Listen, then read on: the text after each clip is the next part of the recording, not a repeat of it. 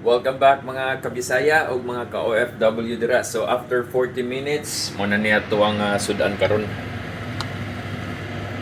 So muna siyang tiil sa baboy o kaning pork ribs. Kung matingala mo daghan kay pak choy, kay ganahan kay kugutan mga ka-OFW. So nga nira na. So makita na to. So balon na pud nako ni siya pagbalik na kog duty. So ing aning style diri, luto ta dinaghan, butang sa ref para balon na to kay usay long hours on duty diri, lisod na kay wa na kay time na mag-prepare. So mas mining ing ani. Kay dili sa lalim sige tagpalit og pagkaon, kabalo mo diri, nagtuo magud sila na nata diri sila ing nasod daghang kwarta.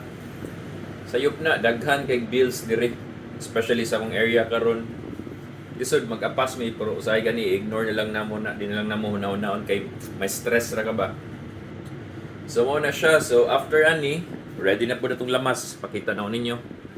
So mo na itong lamas. Ako na po siyang gihiwa, gihugasan na. And mo na itong belly.